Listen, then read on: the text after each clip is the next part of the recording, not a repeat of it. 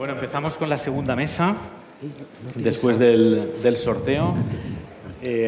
Vamos a hablar de algo que siempre nos ha evocado cierto misterio también, ¿no? Hemos terminado la primera mesa hablando de arte, de ese misterio de los cuadros, la pintura, las partituras, todo lo que nos evoca.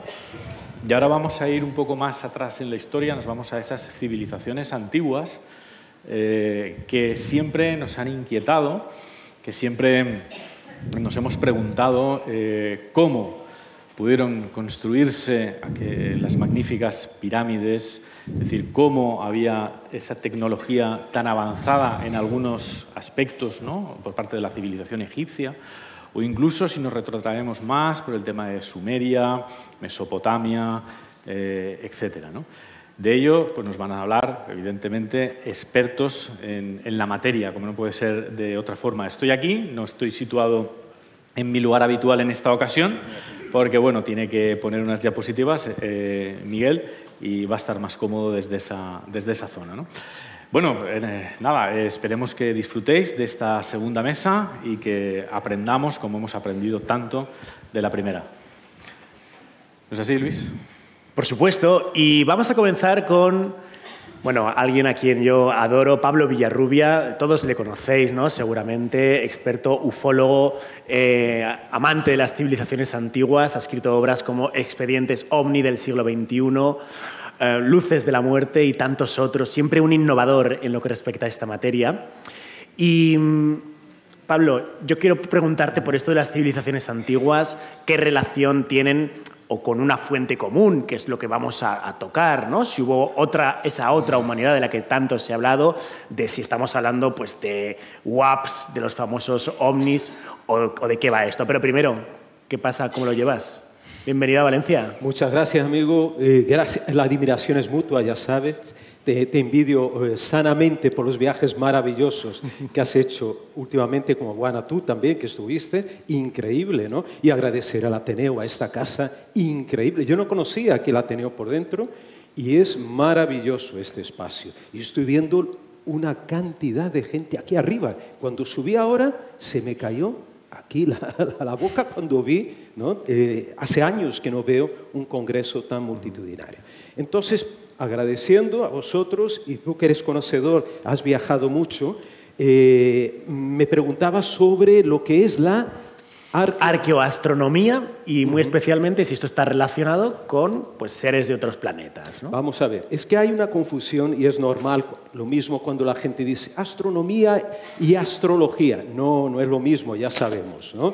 La astrología precede a la astronomía, que ya a partir de 1600 y poco se va haciendo algo científico, y en el caso de la arqueoastronomía es básicamente el estudio de aquellas antiguas civilizaciones que estudiaron el cielo y a partir de los movimientos de los astros establecen una serie de calendarios de aplicación cotidiana, por ejemplo, para los ciclos de la cosecha, del cultivo y también para los ciclos religiosos. Eso es la arqueoastronomía. Lo que vamos a tratar un poquito ahora, en realidad se trata de lo que los rusos llamaron. Atención, los rusos son los padres de lo que llamamos los alienígenas ancestrales, que es el término ahora popular, ¿no? Que es la paleoastronáutica. Atención, paleoastronáutica. Yo escuché incluso un término que es más raro y me encanta, y voy a emplearlo, que es la paleoufología. Fíjate qué curioso. Término que vi hace poco, buscando más información sobre el personaje de que hablaremos ahora dentro de un ratito, que es el que me llevó en parte a investigar y viajar como tú, ¿no? A muchos países buscando estos vestigios, ¿no? Sí, podemos llamarlo alienígena ancestral, es un término más común. Hay también un término, bueno, básicamente se hablaba de astroarqueología también. Pero hay una confusión, otra vez. La astroarqueología podría ser esta historia de los astronautas que llegaron un día, ¿no?, en el pasado, astronautas de otros mundos, ¿no? Llegaron a la Tierra y aquí se afincaron o no, dejaron alguna huella o no, simplemente la huella fue su presencia fugaz, y otros a lo mejor que se establecieron aquí y ayudaron a construir algunas de los grandes monumentos del pasado de la historia. Pero bueno, eso son teorías. Y la paleoastronomía también se confunde porque es otro término que se usa para explicar eventos astronómicos del pasado, por ejemplo, explosiones de supernovas, y que quedan registradas también, por ejemplo, en antiguas escrituras de los chinos. Explosiones, estamos hablando de cuerpos celestes que tuvieron una transformación en el pasado, entonces vamos a investigar qué pasó con aquel cuerpo celeste. Entonces estáis viendo que hay muchas clasificaciones, ¿no?, que se pueden confundir, y es muy importante tenerlas claro cuando vamos a trabajar con esto. Uno de los padres de la arqueoastronomía es un ruso, Alexander Kazantsev. No sé si lo he pronunciado bien, seguramente no. Pero ¿quién es este hombre y por qué tenía ese interés especial de enseñárselo a la audiencia? Claro, vamos a ver, se lee básicamente Alexander Kazantsev, ¿no? Claro, lo he clavado. Pero los rusos, y gracias a mi buen amigo Juan Antonio Sanz, que ahora contaré que también participó en esta aventura, se dice Alexander Kazantsev. Kazantsev. Bueno, si no sé también que algún ruso aquí o ruso parlante me lo diga, pero este personaje de que vamos a hablar, vamos a poner una estampa, podemos poner aquí, ¿no? Vamos a ver, mira, aquí está Alexander Kazantsev, el padre de la paleoastronáutica, que es un término muy chulo, ¿no?, porque la astronáutica antigua, ¿no? Y vamos aquí a esta primera estampa. Alexander yo lo conozco cuando tenía 10 años. Mi abuelo me regala, Juan Mauso Linares, me regaló allí en Brasil. Yo nací en São Paulo, en Brasil, me crié hasta los 30 años, o sea que ya vine aquí mayorcito a España, ¿eh? Y mi abuelo me regaló un libro llamado, en portugués, Eram os deuses astronautas. Eran los dioses astronautas. Bonito nombre, aunque aquí en España sale con un nombre también quizá más poético, Recuerdos del futuro. Un libro que es publicado originalmente en el año 68, ¿no?, por Erich von Däniken, que lo habréis visto en Los alienígenas ancestrales, en estas series, ¿no?, de televisión, que lo han rescatado. En realidad este hombre era conocidísimo. Pasaron ahí unas décadas, de los 80 hasta el 2000 y pico, prácticamente no se oye hablar de él. Él me invita para un congreso en 2004 en Interlaken en Suiza, que era donde estaba su Danikelandia, yo lo llamo así, pero era el Mystery Park, ¿no? Y allí entonces... Un parque de atracciones del misterio, del ¿no? misterio, maravilloso. Yo aluciné con aquello, y me invita también Klaus Dona, que era el mentor de las joyas de la corona de los Habsburgo, y que le montó una exposición de Parts, pero eso hablaremos en otra oportunidad. Y bueno, lo que veo allí es maravilloso. Y están todos esos elementos que aparecen también en la obra que ahora enseñaremos de Kazantsev. ¿Por qué? Porque en el libro de Erich von Däniken, yo creo que no sé, más de 30% él menciona a Alexander. Entonces, claro, como, no dice exactamente que es el padre de la paleoastronáutica, pero lo menciona muchísimo, porque muchos piensan que era Däniken, ¿no? Entonces yo, viendo las teorías de él, ahora hablaremos un poquito, ¿no?, dije, desde niño, ya de adulto, que mi característica principal yo creo que es intentar cumplir aquellos sueños de niño. Y eso es maravilloso, aquello que hemos leído en el pasado. Y fíjate, después con el tiempo, el otro día encontré en casa un manuscrito mío, allí en São Paulo, cuando estuve ahora, cuando yo tenía 12 años, en que yo hablaba del Yeti del Altai, el Almas, por ejemplo. Fíjate, yo no me acordaba de ese cuento o de esa historia, era un poquito más largo, una novela pequeñina. Y fíjate, en el año 2011 cumplo ese sueño yendo a buscar realmente el Almas en la República de Altai, y encontramos un testigo de esa criatura. Pero vamos a la historia entonces, Alexander. Entonces, claro, cuando en 2001 voy con mi querido amigo, vamos, toda la familia, va Montserrat, yo, mi esposa también periodista, vamos a Moscú, nos hospedamos en la casa de Juan Antonio, que en aquella época era de la agencia EFE, y le digo, y hablaba perfectamente ruso, aparte de su ex esposa Liena también. Entonces les dije, mira, me encantaría intentar localizar a Alexander Kazantsev, el padre de la paleoastronáutica, que me llevó prácticamente, que me inspira a hacer todo lo que yo hice más tarde, ¿no? Entonces nos pusimos en marcha y no sé si fue Liena, Juan Antonio, no me acuerdo. Dijimos, mira, vamos a intentar localizar a partir de las sociedades de autores de Rusia o de Moscú. Y efectivamente, allí nos dieron el teléfono y consiguieron hablar con él y nos fuimos a su casa, que era una dacha. Las dachas son esas casas que tenían los antiguos, digamos, los que tenían un poquito más de estatus dentro de la sociedad soviética, podían tener una casa de campo. Entonces era en Para del Kimo, me parece que se llamaba el pueblo, a las afueras de Moscú. Fue un poquito aventura, los trenes no eran muy buenos en aquella época todavía se sentía mucho aquella... La extinción prácticamente era soviética, ¿no? Entonces llegamos y tuvimos que todavía caminar por este camino, por el bosque. Ahora me acuerdo de Aldo hablando sobre el final, el bosque oscuro y tal, ¿no? Y ahí había un bosque tremendo, ¿no? Con esas imágenes casi oníricas. Y entonces fuimos caminando, ahí está, creo que Juan Antonio, Liena, Monse estará en otra foto. Y aquí estamos ya en su dacha, está Juan Antonio izquierda, si lo conocéis, aquí bien jovencito, servidor, Kazantsev, Liena. Nuestros amigos servían de traductor, le hacía las preguntas. Y claro, Kazantsev es el típico sabio de aquella época soviética que ya prácticamente no quedará ninguno o muy poquitos. Entonces ya la presencia de él era fantástica porque esa imagen de profe, sabio, ¿no? El hombre que vivió, fíjate, ese hombre nació en 1906. Tuvimos el honor de entrevistarle, fuimos los últimos a entrevistarle, pero que yo sepa, porque él muere, eso fue en 2001, él muere en 2003. Y unos ufólogos rusos me escribieron, después que vieron el artículo publicado en Internet, tanto en portugués como en español, me dijeron, mira, es que no habíamos conseguido encontrar a Alexander y tú lo encontraste y nos gustaría publicar en ruso la entrevista. Y dije, encantado, cuanto más se difunda la historia. ¿Y qué os contó este hombre? ¿Qué os dijo? Bueno, este hombre nos contó, primero habló, ¿queréis un poquito de salsa rosa y de la historia? Sí. A la gente le gustan estas cosas. Bueno, vamos a ver. Como yo hablé de Daniken antes y que fue gracias a Daniken que yo lo conocí. Y ojo, que hay una película también que creo que tiene el mismo título, Recuerdo el futuro. ¿Alguien me puede corregir ahí?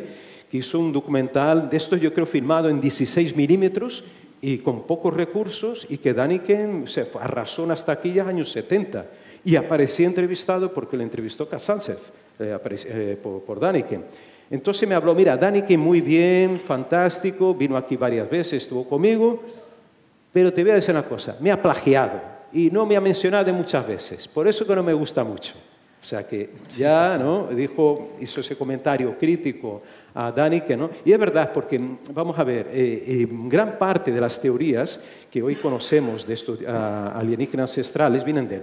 Por ejemplo, la Puerta del Sol de Tiwanaku, que tuve también el honor de hacer un reportaje allí para Cuarto Milenio, desde allí. Y menciono en la entradilla, no me estoy acordando, es verdad, que en la entradilla que hago delante de la Puerta del Sol, lo primero que menciono, ahí están las voces de más allá que decía también Aldo, están sonando por ahí, y entonces yo menciono a Kazantsev diciendo que aquellas figuras que aparecen en el frontal de la puerta, que son como unos seres que parecen pájaros, algo raro, con cabezas cuadradas, llevan unos bastones, él decían que eran seres venusinos, porque según un cómputo que hicieron incluso científicos rusos ya de hace años, de los años 40, 50, decían que eso podía ser un calendario venusino. Y Kazantsev le encantaba Venus, le encantaba. De hecho, hay una película brutal que la podéis buscar en internet, se llama Planeta Brur. Buscarla por YouTube, yo creo que está colgada ya. Es una película que él es el guionista del año 62, que habla de una expedición soviética a Venus. Una Venus misteriosa, un planeta no tan caliente como después demostraron las sondas espaciales. Entonces, él primero ya habla de esto, ya habla de alienígenas ancestrales en Bolivia. Él menciona también, por ejemplo, el dios marciano del Tassili, la famosa figura del dios marciano. Paso. No, pena que no puse aquí, pero bueno, vamos, mira, aquí está Monse al centro, Liena, está Juan Antonio, aquí se le ve mejor. Pues resulta que el dios marciano de Tassili, ¿no? El desierto que hay al sur de Argelia, que podría también ser considerado una entidad de otros planetas, y hay una anécdota increíble, no sé si me la contó él o la leí más tarde, que él un día conoce a Yuri Gagarin, del cual yo soy fan. La única foto que tengo de una persona como si fuera un ídolo de rock en mi despacho es, no sé si la has visto. La he visto, ¿La has visto? Sí. Cuando me entrevistaste, la tengo colgada atrás, son varias fotitas de Yuri Gagarin. A mí y me encantan también los americanos que llegaron a la Luna, ¿eh? No es porque sea ruso, pero también, ¿eh? O sea que es genial. Pues Yuri Gagarin, él conoce a Kazantsev a Yuri Gagarin y le enseña una foto de la pintura del dios marciano, que parece que tiene un casco y todo más, ¿no? Y le dice así, mira, ¿qué te parece esto? Pero esto es muy antiguo, sí, sí. Y ya en el pasado había astronautas como yo. Y entonces Kazan se ríe, mira, posiblemente sí. Y le firma la foto del dios marciano Gagarin. No nos enseñó esa foto, una pena, pero a lo mejor la tendría en su archivo y me hubiera encantado verla. Otra cosa de Kazantsev. Él también, después si quieres hablamos, son un repaso de él, son muchas, su vida es muy rica. Él estuvo en la Segunda Guerra Mundial, era inventor, creó un cañón electromagnético capaz de disparar al espacio sideral y tiene un cuento, porque él es escritor pionero, atención, otra cosa que me fascina, yo soy muy fan de la ciencia ficción más antigua, y él es el padre, uno de los padres de la ciencia ficción rusa, soviética. Y él escribe un cuento en que habla de que antes de los yanquis, como Bruce Willis, ¿se acuerdan de aquella película que destruyen un asteroide, ¿no? ¿Cómo se llamaba esa? Claro. ¿Cómo es? Armagedón. Eso, Armagedón. exactamente. Sí, sí. Los yanquis no fueron los primeros que nos salvaron, no, amigos. Fueron los soviéticos que salvaron a nosotros, porque en un cuento, yo creo que de los años 40, él escribe que con ese cañón que él había diseñado, él mezcla ahí un poquito la realidad con la ciencia ficción. Hay una expedición soviética que viaja en el espacio, cerca de un asteroide, y con ese cañón electromagnético lo disparan antes que llegue a la Tierra y destruya nuestro planeta. Madre mía, parece al final un libro de ciencia ficción. No, pero vamos a ver, él, de hecho, ahora que hablaremos aquí de lo de Tunguska, que me preguntaron. Vamos a meterle caña a Tunguska, que nos quedan 5 minutos y tienes que contarnos muchas cosas todavía. No, por favor, que no, ¿eh? 5 minutos no. Voy a aparecer Enrique de Vicente, pero bueno, es que es así, ¿eh? Ya, es que los años se van acumulando y vas acumulando experiencia y tienes mucho que contar, es eso también. Cuéntanos, ¿no?, esto de Tunguska y qué relación tiene con él. Tunguska es lo siguiente. El tema, no sé si os acordáis, fue el día 30 de junio, no acordáis porque había nacido, claro, el 30 de junio de 1908, ni siquiera Kazantsev, que nació en 1906, hay una explosión a las 7 de la mañana, en pleno aire, en la taiga siberiana, en la región de Tunguska. Esa explosión fue posiblemente la mayor explosión de la época, de la era moderna, equivalente a entre 500 y 1000 bombas atómicas de las que lanzaron en Hiroshima, de esa capacidad. Explota en pleno aire, su onda expansiva produce... a ver si está al final. Mira, voy corriendo las fotos para al final, después volvemos, si nos da tiempo. Esto que yo me colé en la casita que tenía Kazantsev. Pues vaya. Y vi esto colgado, cogí la camarita, llamé una cámara pequeña y saqué esas fotos. Son ilustraciones de un libro de él de ciencia ficción colgadas. Wow. Es donde escribía, no había nada, es una máquina de escribir y esto aquí dentro. Este Tsiolkovsky que hablaré después. Mira, ahí está. Tunguska, mira cómo quedaron los árboles. Y resulta que en el centro de la explosión se detectan, ¿está bien puesto o no? Apartado, ¿no? Ahí. Mira, a ver si nos mejora un poco el sonido o ahora no se oye. ¿Se oye? Vale. Sí. Y entonces, en ese centro sí que se detectan variaciones brutales digamos, no detectan aparentemente radioactividad, pero sí alteraciones a lo largo de los años del crecimiento de los árboles. Crecen árboles, no mueren. Algunos crecen y crecen de forma más vigorosa, con 10 veces más de lo normal. Que entonces de ahí viene la idea de que podía haber radioactividad en esto, ¿no? En este sitio, una explosión. Además, no se encuentran vestigios de un meteorito, incluso hablaron más tarde, mucho más tarde, de un cometa que es formado por agua, gases, ¿no?, congelados. No se encuentra, hasta hoy no se encontró. Entonces, Alexander Kazantsev, cuando al final de la guerra, ya en agosto del 45, él estaba, creo que en Austria, requisando maquinaria de una empresa que pertenecía a Goering, al jerarca nazi, como ingeniero que era, y él escucha en la radio en inglés la explosión de Hiroshima. Y cuando escucha después un poquito, ve fotografías y todo, dice, pero esto que pasó allí en Hiroshima es igualito a lo que ocurrió aquí en Tunguska. Y entonces hay una cosa increíble que él habla también de una lluvia negra. Hay una lluvia negra después de esta catástrofe en Tunguska, y también hay alteraciones, como digo, del crecimiento de las plantas. Hay un dato también curioso. Así, la explosión en forma de hongo, como las bombas atómicas, y él dijo, esto esto es algo artificial, esto parece más una bomba atómica. Y es cuando él especula de la posibilidad de que aquello que llegó allí, que explotó allí, era una nave espacial movida a energía atómica, propulsada o de alguna manera por energía atómica, que sufre un accidente y explota en pleno aire a varios kilómetros, no sé si a 3 kilómetros de altura, y la onda expansiva produce esta. Mira, aquí está, por ejemplo, fíjate, es como una bomba atómica. De hecho, Servidor entrevistó en Brasil a más de 10 supervivientes. Yo entrevisté de la bomba atómica de Hiroshima y Nagasaki. Ellos me contaron en primera persona cómo era el tema de la explosión, las consecuencias, y todo coincidía igualmente con lo de Tunguska. Pablo, ¿tú qué crees que fue lo que ocurrió en Tunguska? Mira, vamos a ver, podemos especular. Como Pablo Villarrubia. Como Pablo Villarrubia. Hombre, a mí me gustaría que fuera la nave espacial. Claro, hombre, ¿por qué no? ¿No? Hay otras posibilidades, pero es que nadie ha dado en el clavo todavía. Ni siquiera han conseguido confirmar la hipótesis del cometa. Y entonces, Kazantzkis lo que me dice, hay un dato interesante que es bastante novedoso, una entrevista que publiqué en Más Allá, fue de que me dijo, mira, yo le pregunté, maestro, usted decía que esa nave venía de Marte, ¿no? Claro, yo en aquella época, claro, es normal que todos los científicos que más o menos de forma científica, ¿no? Redundando, consideramos que Marte era que tenía más probabilidad porque era que tenía, digamos, posibilidad de tener vida.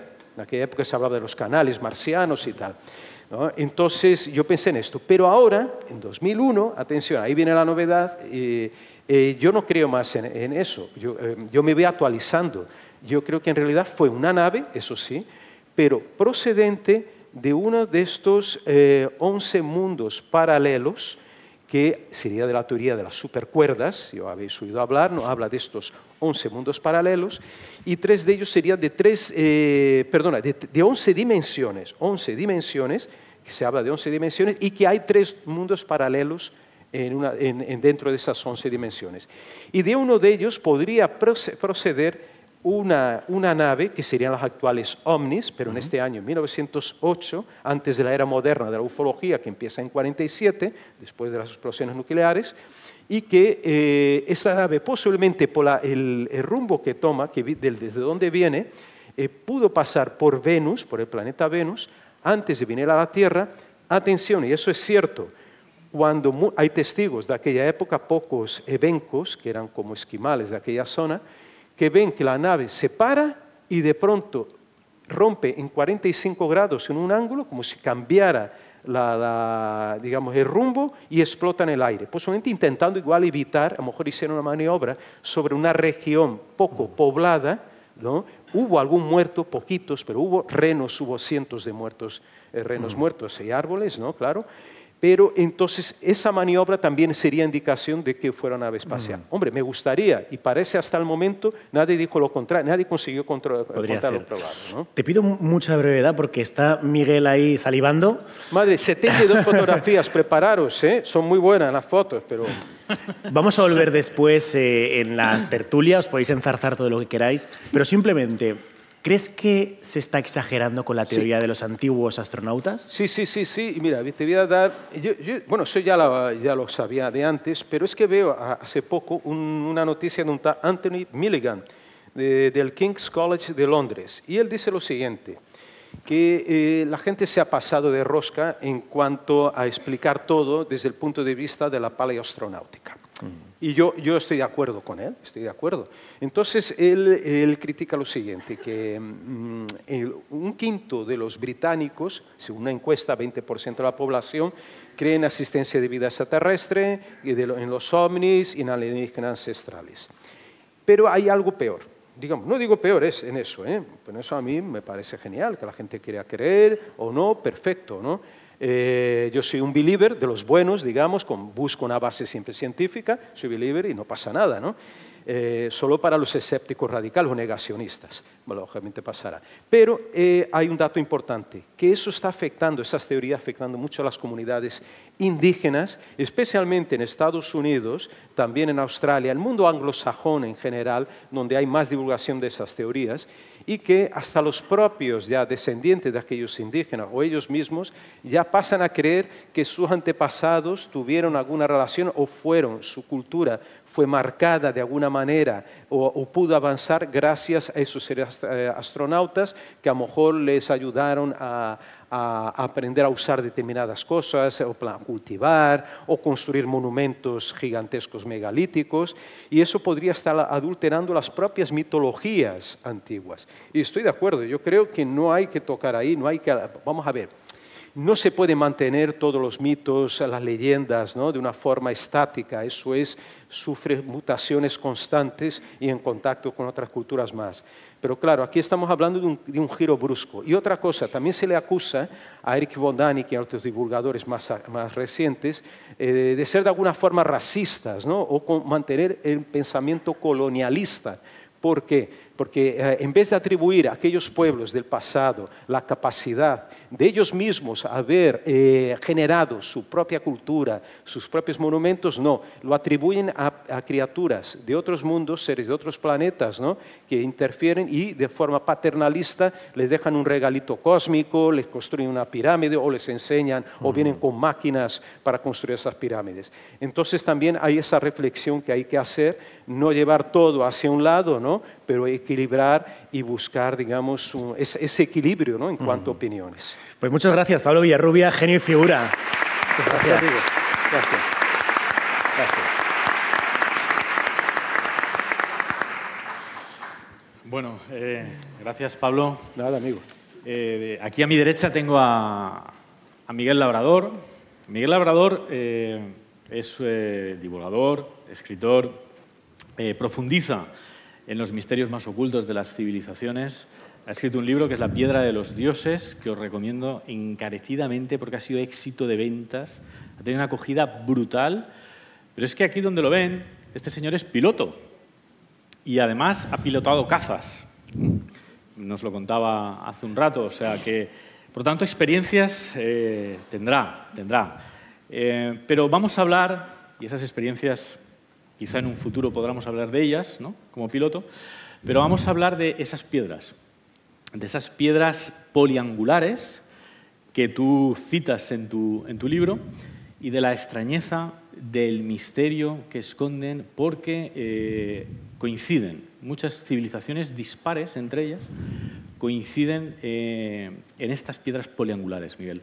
¿Qué es esto de la piedra de los dioses? ¿Qué son esto de las piedras poliangulares? Bueno, por supuesto, en primer lugar, os iba a agradecer, ya no lo tengo tan claro, agradecer estar aquí, porque lo estaba pensando ahí antes, digo, estáis jugando con mi ego, porque por un lado, el estar invitado aquí en este escenario es como que te sube el ego aquí, pero claro, estoy viendo las ponencias, gracias, de los compañeros, ¿no?, y el cartel que hay, y entonces ahora he pasado de medir 1,80 a 1,50, o sea, me he hecho muy pequeño, o sea, de verdad, entonces, no, pero ahora hablando en serio, por supuesto, muchas gracias.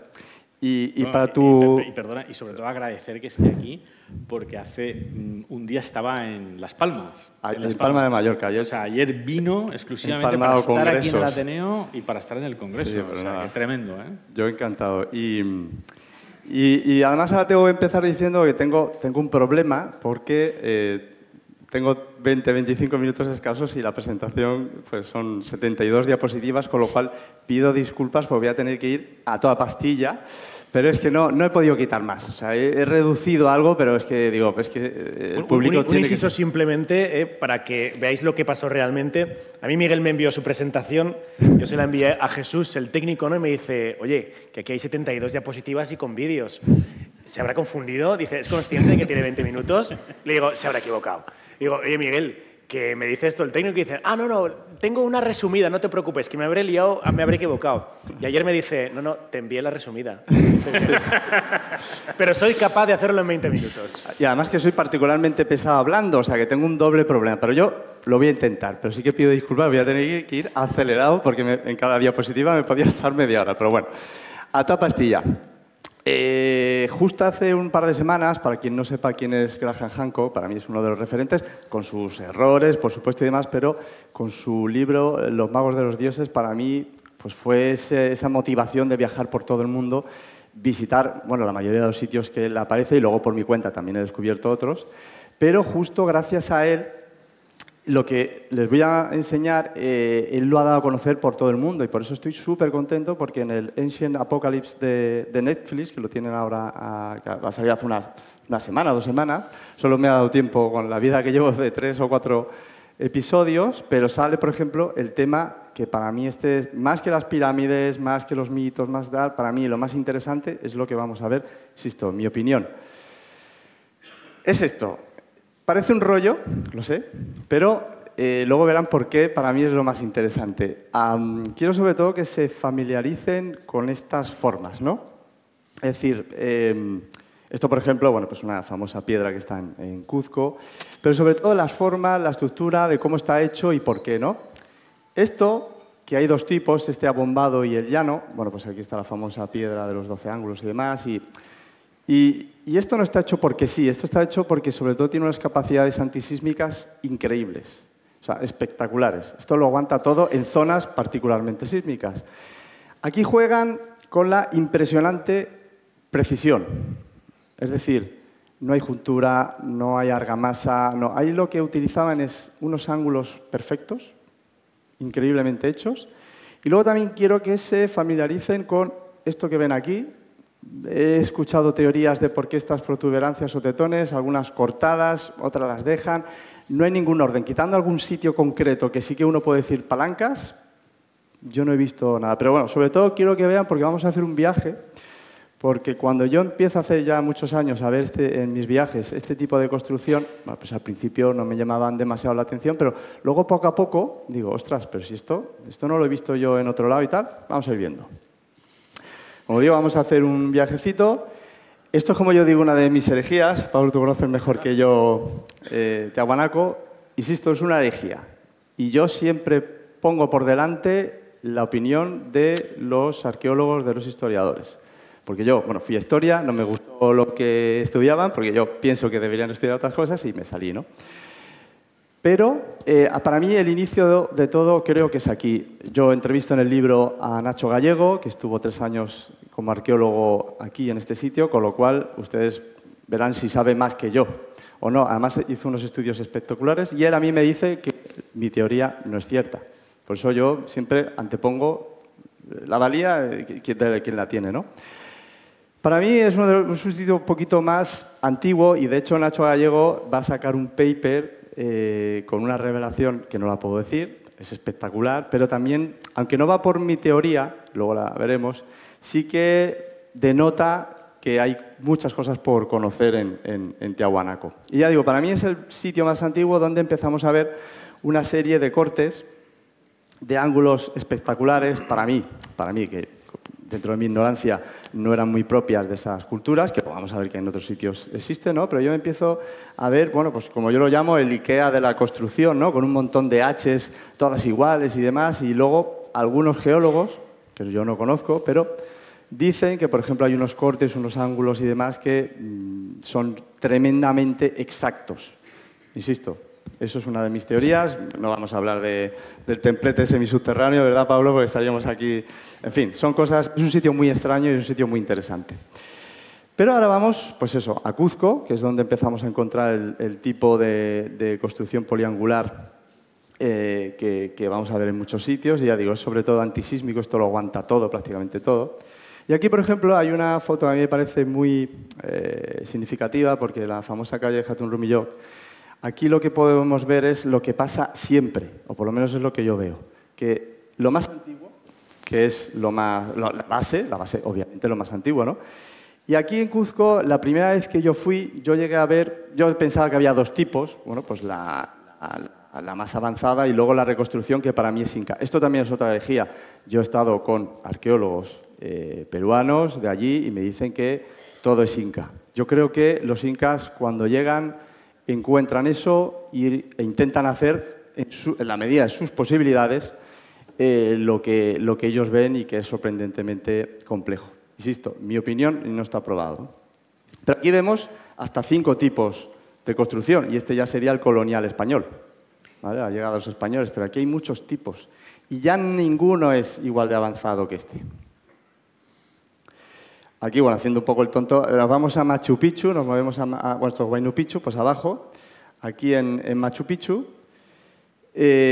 nos encontramos otra vez el ejemplo de varias capacidades técnicas, ¿no? Aquí vemos una un poquito, bueno, pues no tan profesional, esta un poquito mejor.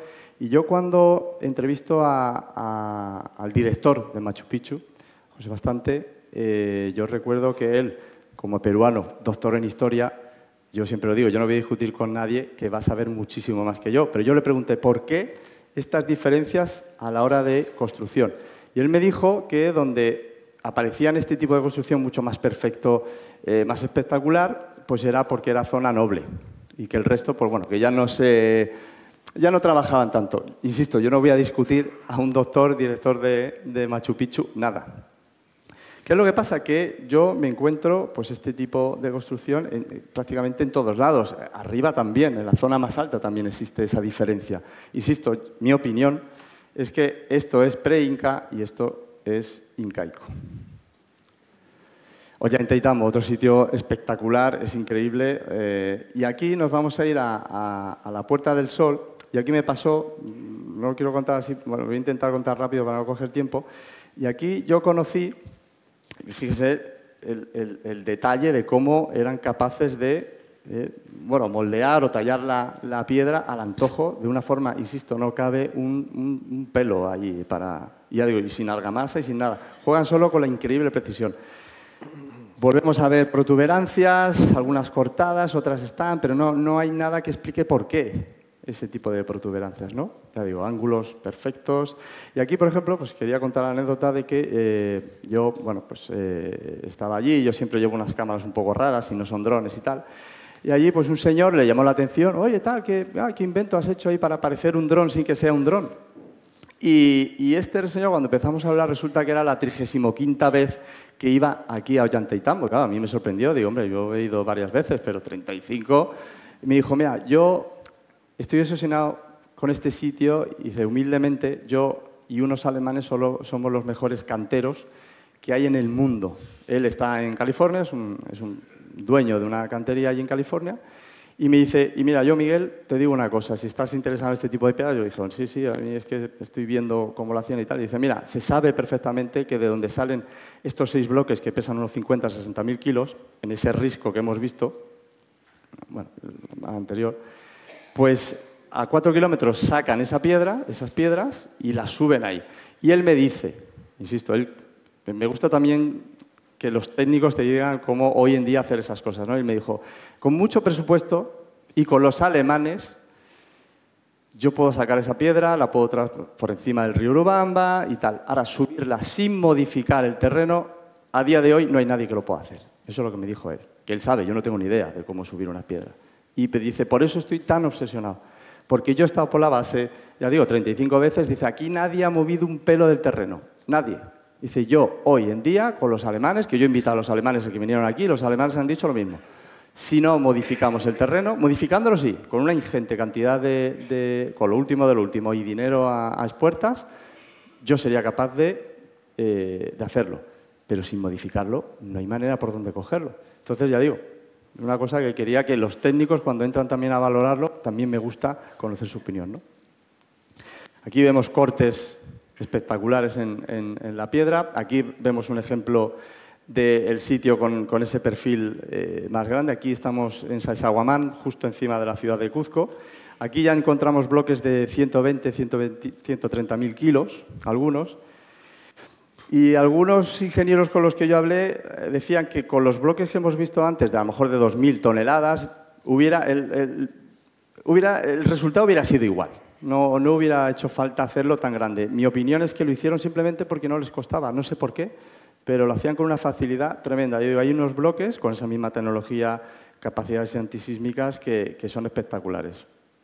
Aquí, por ejemplo, hay una forma de garra, también hacían formas, jaguar, etcétera, ¿no? Pero bueno, no me entretengo.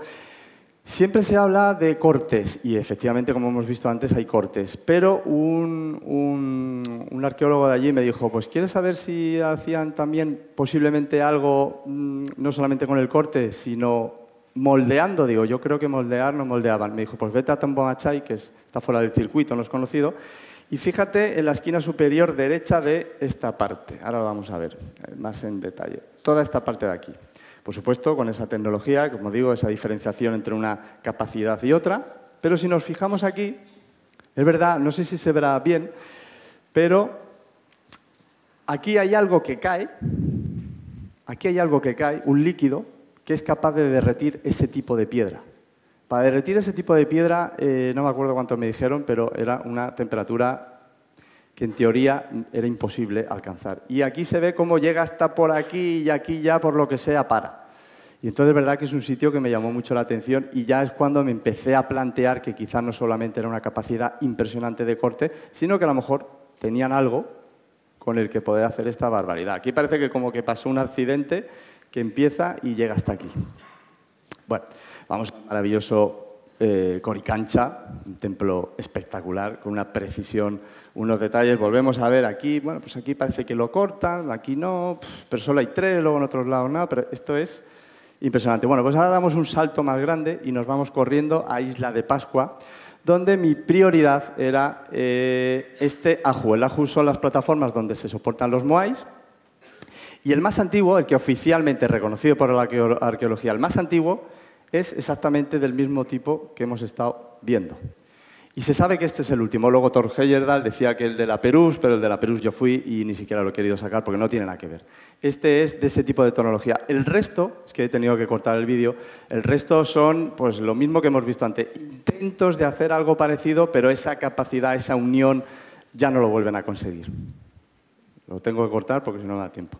Para mí, cuando me preguntan cuál es el sitio más fascinante del mundo, es, y con permiso de egiptólogos, Nacho y tal, perdóname, no es la Gran Pirámide, no es otra pirámide, es la pirámide de Micerinos. ¿Por qué? Porque obsesionado con este tipo de construcción, si hacemos un poco de zoom, la pirámide menos visitada, los pocos bloques de revestimiento, que esto no lo sabía hasta que fui con Manuel Delgado, que en paz descanse, y él es donde hacía las charlas, porque como nadie la visita, pero yo digo, cuando hacemos un poquito de zoom, y estamos en Egipto, estamos en Giza, empezamos a ver exactamente, para mí, exactamente el mismo tipo constructivo. Pero es más, la pirámide de Micerinos me demuestra que la duda que yo tenía de si era el abombado y el llano la misma tecnología, en Micerinos veo las dos pegadas. Y entonces aquí dije, ostras, pues, bueno, pues aquí no sé si es la misma gente, pero me parece bastante parecido. El mismo tipo de construcción, con esos tetones, esas protuberancias también. Entonces me llamó mucho la atención, ¿no? Y qué pena que no queden más ejemplos, ¿no? Que queden pocos bloques, ¿no? Por supuesto, luego está el maravilloso Templo del Valle, que bueno, pues, tiene un tipo megalítico espectacular, o sea, espectacular, los bloques increíbles. Es un templo que bueno, ahí pues los egipcios lo saben mucho más que yo, pero bueno, creo que luego las dinastías posteriores, digo que sea, creo que ya no pudieron hacer ese tipo de trabajo. Le doy rápido, por no entretenerme. El Osireyón para mí también me parece otro sitio con ese tipo de capacidades impresionantes. Ya digo, aquí también restos de cortes, como que aquí han horadado y demás. Y aquí, por ejemplo, esto gracias a un contacto ruso que me dijo, oye, veo que estás buscando tal, mira, vete aquí al lado, nada más y nada menos que del Partenón, en el Parque Nix, tampoco un sitio nada visitado, pues aquí tenemos exactamente ese mismo tipo de trabajo, que me pareció espectacular, porque además es un sitio que por encima es un sitio sagrado, es donde se hizo el primer discurso de la democracia, etcétera. Y aquí fui inmediatamente cuando me sorprendió, porque yo pensaba, digo, bueno, será parecido. No, no, para mí es exactamente el mismo trabajo. me fui corriendo al Museo Arqueológico de Atenas y un arqueólogo de allí me comentó que solo me podía... Bueno, le sorprendió que alguien conociera este muro y me dijo, mira, solo te podemos decir dos cosas. Una, este muro es anterior a la Grecia clásica, no sabemos quién lo hizo, pero lo que se sabe es que ya estaba en ruinas cuando empieza la Grecia clásica. Es decir, estaríamos hablando como mínimo de 3.500 años, como mínimo. Insisto, es el mismo trabajo, para mí, ¿eh? A la gente que pueda decir que no. Y este, aunque no es el mejor ejemplo, esto es en la isla de Santorini, en Sira, y no es el mejor ejemplo, pero, claro, hubo un técnico también que me dijo, Miguel, pues mira, hay una cosa que es sorprendente de este tipo de muras, que de alguna manera... este bloquecito aquí pequeño, esto no es un error, es algo que, oye, que es que Paco, que te has confundido aquí. No, no. Esto está hecho de una forma increíble porque, al parecer, esos muros antisísmicos, en el caso de producirse un sismo lo suficientemente grande para que se fuera a derrumbar, toda la energía pasaba por el muro, llegaba hasta aquí, eso era expulsado, con lo cual toda la energía se expulsaba y el muro quedaba intacto. Entonces, claro, cuando yo supe esto ahí, dije, ostras, pues si, en mi opinión, y la de otros investigadores, por supuesto, es de que fueron hechos esto por la misma cultura, la misma civilización, insisto, es una herejía, digo, bueno, voy a repasar todos los sitios donde está. Y entonces, claro, me voy a Vinapu y aquí está, la piedra de expulsión. Aquí la tenemos. Esto es en Cuzco, aquí la encontramos. Siempre hay bloques grandes y una pequeñita reservada a tal efecto. Aquí, en Machu Picchu, de la misma forma, además, suelen ser del mismo tipo. Incluso, bueno, en una mastaba, aquí me decían, bueno, esta mastaba puede ser, no lo sé. Bueno, la que está expulsada, bueno, creo que esa mastaba es de la cuarta dinastía, sí, ¿verdad? Bueno, pero no es el mismo trabajo. Y aquí, por ejemplo, en el Osireño, que yo pensaba que no, pues gracias a una amiga egiptóloga que me hizo el vídeo, me dijo, no, no, Miguel, porque yo decía, uy, aquí en el Templo del Valle no hay. Y ella, que como ya se fijó, me dijo, sí, sí, sí, sí que lo tienes, aquí está. Y dije, no me lo puedo creer. ¿Cuál es el bloque que falta en el muro de Atenas? Justo el que falta, el pequeñín. Ahí sabemos que hubo un sismo lo suficientemente grande como para hacer expulsar ese bloque. Incluso en el Coricancha, dice, no, el Coricancha es más pequeño y tal, pero ya con el ojo entrenado, si tiene uno el ojo entrenado y hace mucho zoom ahí por el medio, si uno hace mucho zoom, del tamaño de una uña, ahí está. Luego, justo en Baalbek, que sería otro sitio para otras 3 conferencias, justamente yo me fijé en el famoso trilitón de los bloques de 800.000 kilos cada uno. Falta un bloquecito pequeñito que suele ser del mismo tamaño. Y ya para terminar, voy bien de tiempo, me parece increíble, o sea, lo he oído. Otras, bueno, similitudes que he visto, ¿no? Las grapas de unión, por ejemplo, ¿no? Se hacían todas las culturas, ¿no? Bueno, pues esto es Giza. Esto es Tiahuanaco, al otro lado del mundo. Tenemos Coricancha, unían algunas piedras con ese tipo de tecnología. Incluso en Angkor Wat, otro sitio increíble. En Angkor Wat también me encuentro esto. Digo, no me lo puedo creer. O sea, no sé si es que soy yo que estoy obsesionado o me encuentro cosas... Incluso luego también, no todas las culturas momificaban. Bueno, pues en Egipto y en Perú, por ejemplo, pues modificaban los cráneos alargados que aparecen en tantas tradiciones. Entonces, bueno, pues para resumir, pues comentar eso, ¿no? Que en mi opinión, o esa información se fue pasando de unos lados a otros o algo se me escapa, ¿no? Pero yo creo que sí que hubo o un pueblo o una cultura o algo que sí que pudo estar por todo el mundo para poder hacer algo tan técnico, tan increíble, no sé si anacrónico en el tiempo, pero que coincide hasta el mínimo detalle, como hemos visto con la piedra pequeña. Así que, bueno... Pues me da tiempo, espero que os haya gustado. Muchas gracias.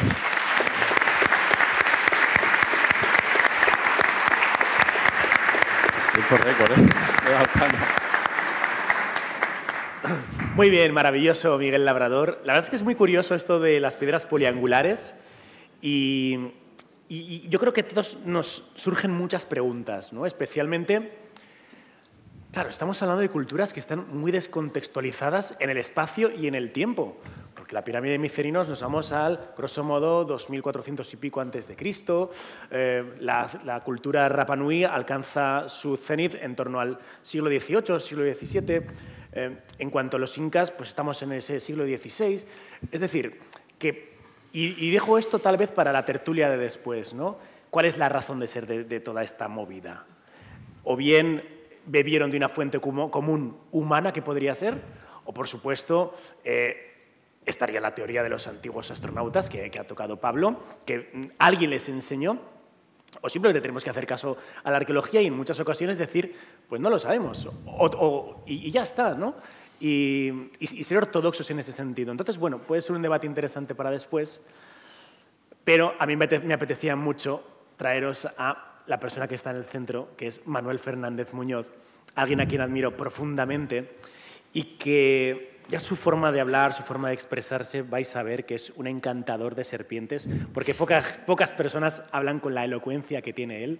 Experto en religiones, escritor, historiador, ha escrito uno de los libros que a mí más me empujó para salir tras la búsqueda pues, de tal vez el objeto arqueológico más pretendido, ¿no? El Arca de la Alianza, el Grial de la Alianza, libro espectacular. Y cuando pensamos en el título de esta mesa redonda, yo me acordé enseguida de uno de tus libros que también más impacto me produjo, que son Los viajeros del cosmos. Ahora hablaremos de eso, pero bueno, sé bienvenido a Valencia y estás en tu casa. ¿Cómo estás?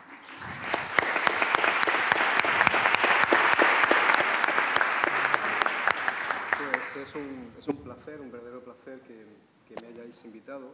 Es un verdadero placer que me hayáis invitado, estar aquí con compañeros como Miguel, Luis, y si el sonido no nos sabotea, pues dar las gracias al Ateneo, a todas las personas que habéis venido. En fin, muy agradecido. Curiosamente, como digo, si el sonido no nos sabotea, pues todo se debe a este libro al que hacías referencia, Los viajeros del cosmos. Más alto, ¿verdad? Tiene que escuchar, ¿no? A ver si podemos apañar un poco el sonido de Manuel. 1, 2, 3, 4, 5, 6, hace tiempo que ya no te veo.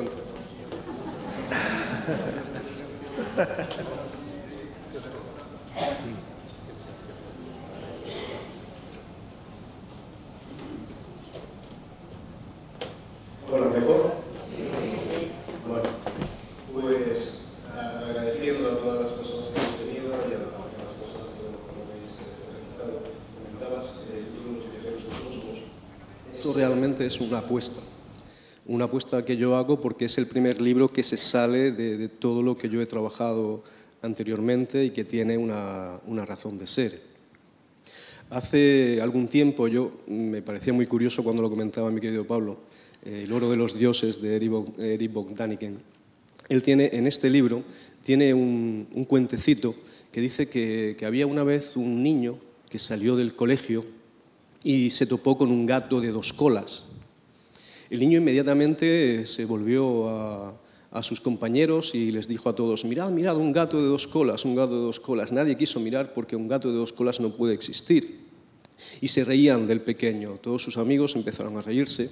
Él fue a los profesores y les dijo, he visto un gato de 2 colas, por favor, venid, es algo maravilloso, prodigioso. Los profesores le dijeron, no, eso es imposible, no puedes, te lo estás inventando. Llamaron a sus padres, el pequeño llegó a sus padres, le dijo exactamente lo mismo, los padres no le creyeron.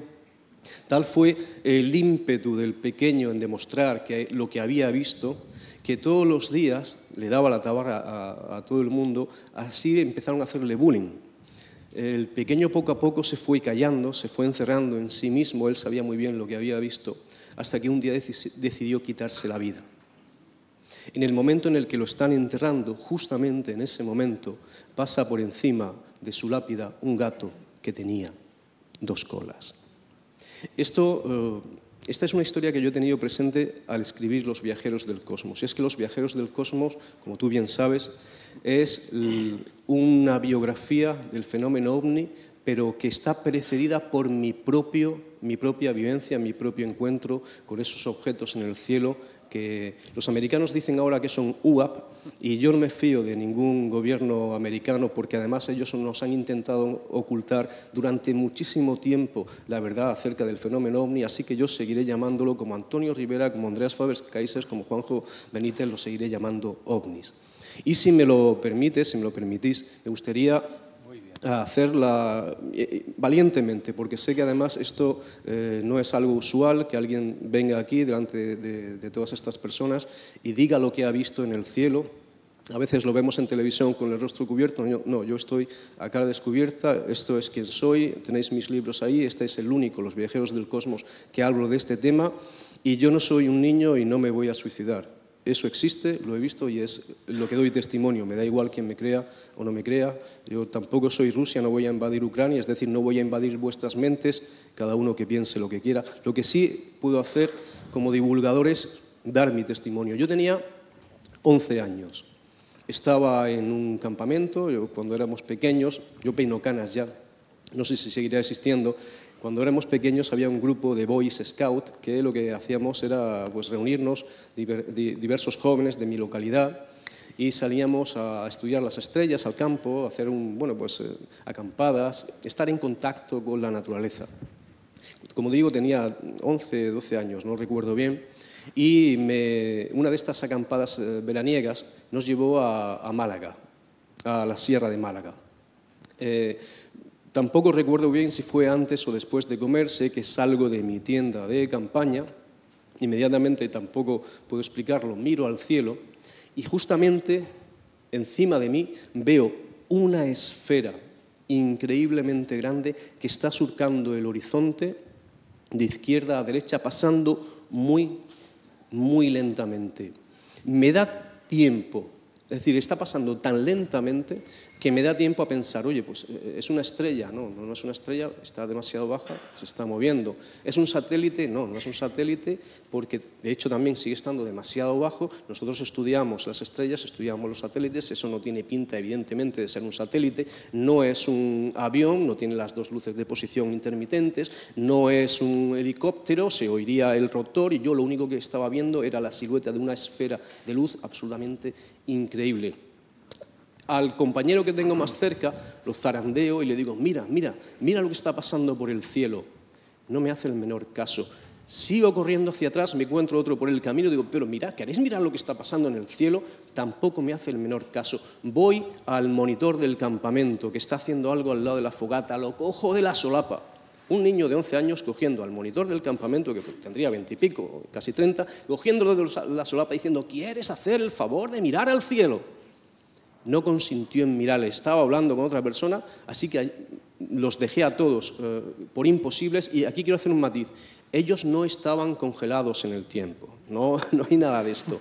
Sencillamente estaban haciendo otras cosas y no quisieron hacerme caso, no quisieron mirar al cielo. Y allí me quedé yo contemplando aquello que desde mi punto de vista o aterrizó detrás de una montaña o amerizó en el mar que había detrás de esa montaña. Justamente cuando esta cosa en el cielo desaparece, ellos parece que rompen ese hechizo, vuelven en sí y me ven ahí en medio del campamento llorando con lágrimas en los ojos y vienen y me preguntan ¿qué pasa? Digo, ¿cómo que qué pasa? Si estoy llamándoos y no me estáis haciendo ningún caso. Ha pasado esto por el cielo, no lo habéis visto. Ha sido algo prodigioso, maravilloso. De hecho, yo voy a ver qué es, a ver si ha aterrizado, a ver dónde está. El monitor del campamento, en cuanto que le cuento lo que ha pasado, se le erizan los pelos y me dice, tú no te vas a ningún sitio. De hecho, esa noche dormí en la tienda de campaña de los chicos mayores para que me vigilaran y no salía a ninguna parte porque mi intención, evidentemente, era ir detrás de aquello. A partir de ese momento, yo cuando llego a casa empiezo a interesarme por este fenómeno. Antes no me había interesado, después sí, empiezo a comprar revistas especializadas, buscar en el dial de las antiguas radios algún programa que hablara de fenómenos paranormales, concretamente de ovnis, era lo que más me interesaba. Empecé a leer muchísima bibliografía, me enamoré de ese fenómeno que había visto. Pero también tengo que decirte, amigo mío, que no todo lo que se ve en el cielo reluce, son ovnis. Muchos quieren hacerse de oro escribiendo o haciendo ver, fantaseando con todo eso que se ve en el cielo. y yo acabé muy desencantado del fenómeno ovni. Pero es tan difícil desencantarte de ese fenómeno como cuando intentas en una fuente tapar el agua con el dedo, al final ese agua va a seguir saliendo. Bueno, pues en el año 2008 España gana la Eurocopa y bueno, fue toda una fiesta, toda España salimos a celebrarlo. Yo suelo pasar los veranos en Chiclana, en Santipetri, y allí estaba con mi mujer. Después del partido salimos a la terraza, estuvimos viendo las estrellas, había un montón de gente también en sus terrazas, conversando de cualquier tema. Y en un momento dado vimos en la playa, en el horizonte de la playa, en el cielo, venir hacia nosotros, venir hacia tierra, dos objetos volantes de color naranja. Cuando llegan más o menos a la altura de la playa, esos dos objetos se convierten en tres. Esos tres se convierten en cuatro. En nuestra perpendicular, esos cuatro cogen cada uno un rumbo distinto. Amigo mío, aquello no era ninguna bengala, no era ninguna cosa de este mundo. Yo he servido en el ejército durante 5 años. Miguel, ¿tú has visto alguna vez algo así? No podía explicarlo. Y es cuando me di cuenta de que el fenómeno ovni me estaba llamando. Yo he tenido 4 avistamientos de este tipo, solamente te voy a contar 2, estos que te acabo de narrar. Después, si no os da tiempo, hablamos de los otros. Pero también me di cuenta de una cosa. Estudiando el fenómeno ovni, me doy cuenta de que hago una estadística sobre esa primera vez que vi ese objeto. Cuando era pequeño hago una estadística. Yo intenté mostrárselo a 3 personas. De 4 que estábamos allí, únicamente fui yo el que miró al cielo. ¿A qué se debe esto? ¿Por qué unos podemos verlos y otros no? ¿Se debe a nosotros? ¿Se debe a ellos? ¿Es algo que nosotros estamos haciendo? ¿Es que nosotros estamos haciendo algo que a ellos les llama la atención? No tengo respuesta. Pero es que ese mismo fenómeno y esa misma estadística yo la he comprobado en otros avistamientos que he tenido y pasa exactamente igual.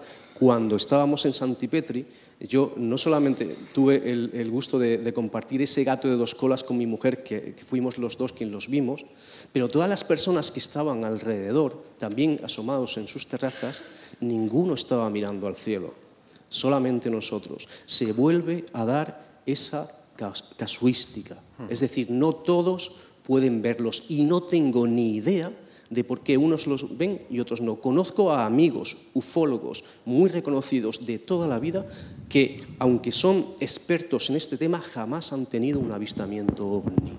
Y eso me llama muchísimo la atención. Bueno, muy sinceras palabras las que has soltado. No es una confesión fácil, pero estamos en familia. Y yo creo que de las 500 personas a grandes rasgos que estamos aquí, casi podríamos hacer una estimación. Yo nunca he visto nada, absolutamente nada, ¿no? Ya me gustaría, y nunca he visto nada que no pueda explicarse. De hecho, luego Miguel, si quiere, nos cuenta una cosa que vio en el Área 51 muy curiosa, pero la vio en el Área 51 y eso ya nos da una pista. Pero de todos los que estáis aquí, ¿podéis levantar la mano los que hayáis visto pues, lo que todos en nuestra cabeza tenemos como un ovni o algo en los cielos inexplicable o inexplicado? Pues sí que hay, ¿eh? Pues hay unos cuantos videntes, sí. ¿eh? Muy bien. Sí que hay, sí. Bien. De hecho, yo también podría contarte una experiencia nos va de a avistamiento, sí. Cenando con mi mujer y con unos amigos, creo que era en Rocafort o por allí, estábamos en la terraza y de repente pues alzamos la vista. No lo vimos solo nosotros, ¿eh? Te estoy hablando hace ahora por lo menos 14, 15 años, mi hija no había nacido, y levantamos la vista y vemos como un disco blanco muy grande, serían las 11 de la noche, como no de forma lenta, pues va cruzando el cielo. Aquello no era un avión, como dice Manuel. No habían intermitentes, no habían señales de emergencia. Miguel sabe perfectamente también el tema. Aquello era una bola y avanzaba lentamente, lentamente, lentamente. Todos nos quedamos mirando aquello y desapareció. Y esa experiencia es real.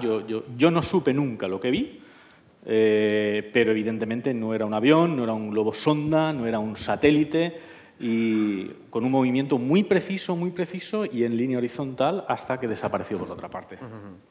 Bueno, increíble. Manuel, yo siempre te he conocido como experto, como estudioso de la Biblia. Y es verdad que en ese libro nos hablas de una apuesta que tienes con un amigo tuyo, ¿no? Os apostáis una cena. Él te dice, yo te apuesto a que en la Biblia que también conoces vas a claudicar y decir que lo que se está narrando son fenómenos ovni, son avistamientos. Y tú dices, ni de coña, eso es imposible, yo me lo estudio muy bien y al final son simbolismos, todo se puede interpretar, ¿no? Sin embargo, después eres tú el que acaba pagando la cena. Sí, es cierto. De hecho, cuando yo tengo esa experiencia de pequeño y me voy interesando por el fenómeno ovni, las preguntas se hacen evidentes. Es decir, cuando tú eres testigo de eso que ha roto la realidad, ya todo puede ser real, todo es posible.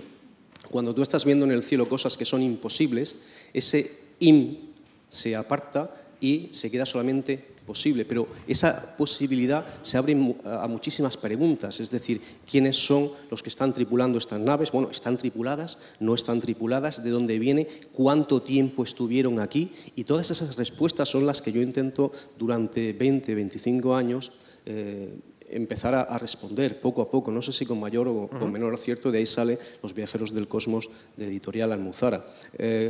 Cenando con un amigo, decías bien, yo nunca he querido mirar la Biblia con los ojos del ufólogo porque me parece que es un libro que recoge las tradiciones hebreas de un Dios al que yo creo y especialmente una persona a la que yo admiro y siento especial cariño por ella, que es Jesús de Nazaret. Entonces me negaba a mirar como un ufólogo la Biblia y sin embargo durante esa cena me tuve que quedar callado y parado. Más concretamente, son muchísimos. Después, cuando abres un poco los ojos y te pliegas a que puede haber una fenomenología ovni dentro de la Biblia, te das cuenta de que eso que estamos viendo, o que eso que se vio en el cielo, quizás encaja con lo que actualmente estamos viendo muchos testigos y que se pueden denominar avistamientos ovni. Ponnos ejemplos de la Biblia que te vengan a vuelapluma sobre qué dice la Biblia y ¿por qué esto claramente es un fenómeno? Cuando los israelitas se supone que salen de Egipto liderados por Moisés, ellos van precedidos de una nube por el día que se convierte en una estrella por la noche. Teológicamente, esto se supone que por el día esa nube le daba sombra al pueblo hebreo en su tránsito hasta el Sinaí y por la noche le daba luz. Teológicamente esa es la aplicación, no me parece demasiado plausible, sobre todo cuando vemos que en numerosas ocasiones testigos actuales, que yo recojo en el libro, te están diciendo que muchísimos objetos volantes no identificados están utilizando las nubes para camuflarse y salen de ellas. Entonces es posible que por el día esa nube esté camuflando lo que después por la noche fue un objeto volador no identificado. Pero uno de los momentos más drásticos, más dramáticos, es cuando esta gente, los israelitas, llegan a los pies del monte Sinaí y ahí Yahvé le da una extraña orden a Moisés. Le dice que el pueblo se purifique durante 3 días y que no toquen el monte, porque todo el que toque el monte, ya sea animal o ya sea persona, acabará fulminado. Así que ellos se purifiquen porque al tercer día yo me manifestaré en él para que así ellos puedan creer que tú estás diciendo la verdad. Al tercer día lo que se manifiesta es una nube que en su interior está exaltando fuego, haciendo que el monte tiemble y el sonido de un shofar, un sonido absolutamente increíble que después tocaremos. Y esta nube está contestando a Moisés mediante truenos y fuego. Esto, según la teología, es que los copistas bíblicos se están inspirando en un volcán. Si tenemos la mente un poco abierta, quizás esos copistas bíblicos lo que estaban relatando era un encuentro del tercer tipo con Moisés y una entidad extraterrestre. Después sabemos que Moisés, cuando desciende del Sinaí, tiene el rostro brillante, Y esto es muy curioso. De hecho, cuando él baja del Sinaí, los israelitas, incluso su hermano Aarón, no pueden mirarlo de frente. Es imposible, tal es la luz que desprende. Y yo me pregunté por qué. ¿Por qué esta luz?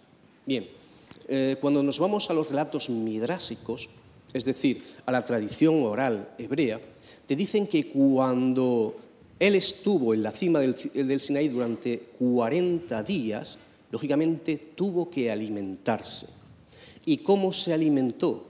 Con el alimento de los ángeles, con la comida de los ángeles, que nos hace a los seres humanos brillar, fulgurar. Es decir, que ahí arriba lo que fuese que aterrizó le dio un alimento extraño a Moisés que lo hizo refulgir. Pero es que cuando nos vamos a la Biblia y vemos a seres que refulgen, tienen todos una curiosidad y tienen todos una coincidencia, que todos son seres que han descendido de nubes, como nosotros los llamamos ángeles. Hay un relato en la Biblia donde dice que Abraham está en su tienda de campaña y en lontananza ve venir a 3 personas. Desde lejos, él sabe a ciencia cierta que uno de ellos es Dios y los otros 2 son ángeles. ¿Cómo sabe Abraham que uno es Dios y los otros 2 son ángeles? Tenemos que hacer aquí un matiz. Los ángeles en la Biblia no tienen alas. Los que tienen alas son los querubines y serafines. Los ángeles normales no tienen alas. De hecho, vemos cuando Jacob está soñando en Betel, él sueña con una escalera que se apoya en la tierra y que sube al cielo y ve a los ángeles subiendo y bajando de ella. Si tuvieran alas, no tendrían que usar una escalera. Después este mismo Jacob se va a enfrentar a un ángel que tampoco tiene alas y lo va a herir en el muslo. Es decir, que hay algo común en estos seres que los denota, los declara. ¿Qué es? Que son seres que refulgen, que resplandecen. Vemos esto claramente cuando Jesús resucita. A un lado y otro del sepulcro, los seres que aparecen, los ángeles, los describen así los evangelistas, son seres resplandecientes. Pero es que si nos vamos a las tradiciones antiguas, egipcia, mesopotámica, estos seres que descienden del cielo, incluso persa, Yima es uno de los héroes persas, son seres resplandecientes, que refulgen. ¿Puede ser que todos estos seres hayan venido de un mismo lugar, se hayan alimentado exactamente de lo mismo? Del pan de los ángeles. ¿Sabes también quién se alimentó del pan de los ángeles durante 40 años? El pueblo hebreo. Porque 40 años es lo que tardan en cruzar desde el Sinaí hasta entrar en la tierra prometida. Durante 40 años esa nube estuvo haciéndole descender pan del cielo que llegaba a los israelitas y ellos se lo encontraban en su tienda de campaña. Eran como pequeños copos de nieve.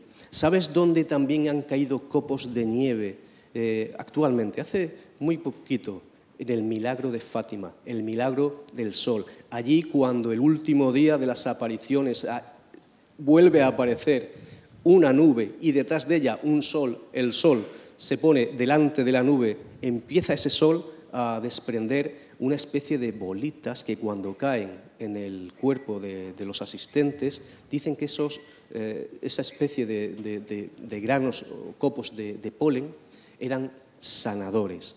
Estamos hablando del mismo, el mismo efecto que se ha ido repitiendo año tras año, tras año, tras año. Puede ser que sea rizar mucho el rizo, pero si tenemos un poco la mente abierta, quizás la respuesta sea sí. Muy interesante, desde luego. Ya os he dicho que era un encantador de serpientes y que le acabas creyendo con cualquier cosa que te diga.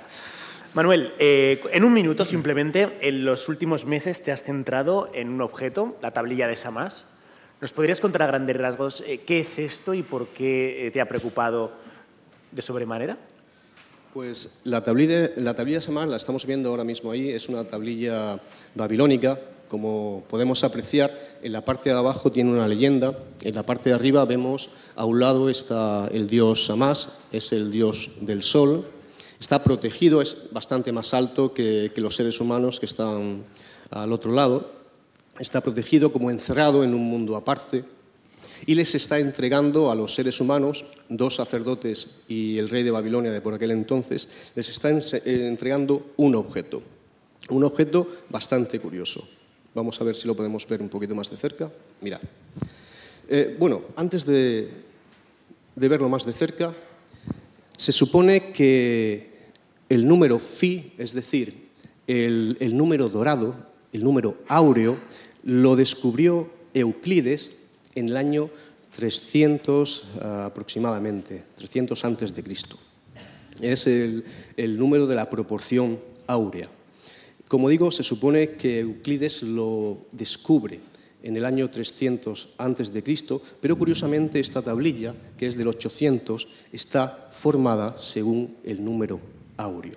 Y si podemos dividir el largo por el ancho, vemos que nos dará 1,618,033,33,33 y una gran sucesión de números. Esta es la proporción divina, la proporción áurea, que se supone que está presente en toda la naturaleza. Nosotros lo tenemos en nuestro cuerpo, en nuestro ADN, pero también la podemos ver en las galaxias, en la forma de las flores, de las plantas, incluso de ciertos animales. Lo vemos en el Partenón de Pericles, lo vemos en la Mona Lisa. Es decir, esta es la proporción dorada. Como decimos, se supone la ciencia ortodoxa afirma que en el 300 antes de Cristo Euclides la inventa. Sin embargo, aquí tenemos una estela del año 800 que ya presenta en su cuerpo dicha característica. Vamos a seguir viendo porque la estela tiene bastante que decir. Vemos que este dios le está dando, el dios del sol, le está dando a los seres humanos un emblema que se trata de una cruz, una estrella de 4 puntas de la cual surgen algunos rayos. Bien, esto podría pasar desapercibido, podría pasarnos desapercibido. La leyenda dice, la leyenda de abajo te está narrando que en un momento dado la estatua del dios se rompe y que en reposición Shamash le entrega a los seres humanos este emblema suyo y que deberán adorarlo a través de este emblema. Bien, este emblema es un código cimático. La cimática es la ciencia que estudia los patrones geométricos que forma el sonido. Cuando ponemos un altavoz con una modulación y ponemos una plancha con algunas limaduras de metal, hacemos que arranque el sonido y empezamos a jugar con las frecuencias, vamos a ver que esas limaduras van a tomar algunas formas geométricas absolutamente increíbles. ¿Queréis creeros que esta forma, la forma de este escudo, es la forma que sale del sonido cuando lo proyectamos a 3.835 hercios? Es absolutamente increíble. ¿Cómo es posible que hace 800 años ese Dios que se supone Shamash le dijera a los seres humanos tenéis que adorarme bajo este emblema? O quizás le estaba diciendo tenéis que adorarme bajo este sonido. Y es que actualmente, algo muy curioso, de hecho Nikola Tesla empezó a estudiarlo. Nikola Tesla, cuando él fallece, entran en su habitación de hotel el FBI y roban absolutamente todo lo que tienen, sabiendo que eso que tiene es bastante curioso. Y sabemos que estaba estudiando la energía que produce el sonido. Bien, muchos expertos en sonido, me gustaba mucho la intervención de Aldo y de los compañeros anteriores, dice que investigadores en estas frecuencias dicen que hay algunas tonalidades capaces de abrir puertas a otros mundos, a otras realidades, e incluso que investigando dentro de los diales y las frecuencias, hay frecuencias muy sanadoras, pero hay otras que no deberíamos tocarlas en absoluto, porque te abren una rasgadura en el velo de la realidad y por ahí se pueden colar cosas que quizás no quieres que se cuelen. De hecho, se han colado cosas, voces a las que no se ha encontrado fuente alguna y casi todas ellas son espeluznantes, pero concretamente en el tono de Shamash, que como hemos visto es 3835, es una frecuencia absolutamente sanadora. Vamos a, muy rápidamente, ya sé que me estoy colando de tiempo, pero arriba vamos a ver dos figuras. Verá dos querubines que están dándole, parece ser, a los seres humanos este emblema, ¿verdad? Bueno, estos dos querubines o semidioses son también otro código oculto en esta tablilla, y es que a los instrumentos musicales en la antigua Babilonia también se les llamaba semidioses. Aquí arriba estamos teniendo dos semidioses entregándole a los seres humanos un emblema. Os lo leo en un lenguaje decodificado. Shamash quiere que a través de dos instrumentos musicales se le adore en una frecuencia determinada. Lo que yo me pregunto, de hecho tenemos al lado de Shamash tenemos tres imágenes, uno es del Sol, de la Luna y de Venus. Cada uno tiene dos instrumentos también específicos a los que Sin, Inanna e Ishtar, los devotos tienen que dirigirse a ellas a través de dos instrumentos también específicos y de otra frecuencia específica. Lo que yo me pregunto es si este Dios te está diciendo que contactes con Él en esa frecuencia, ¿qué pasaría si nos fuésemos a un lugar alto, cogiésemos esta frecuencia en algunos altavoces y la desplegáramos? ¿Tendríamos una respuesta por parte de los dioses o lo que aparecería sería alguien en un platillo volante? Pues ante todos ustedes, Manuel Fernández Muñoz.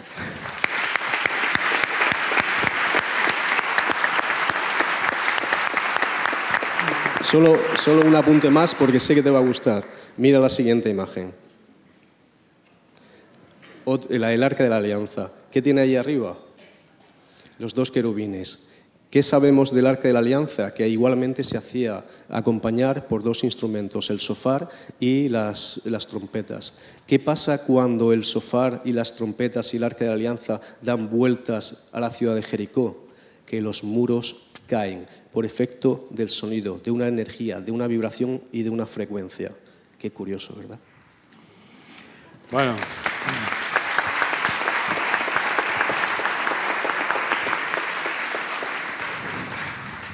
Espectacular. Pablo, Manuel, Miguel. Yo creo que se puede ser escéptico o no. Cada uno elige, ¿no? El pensamiento, su creencia.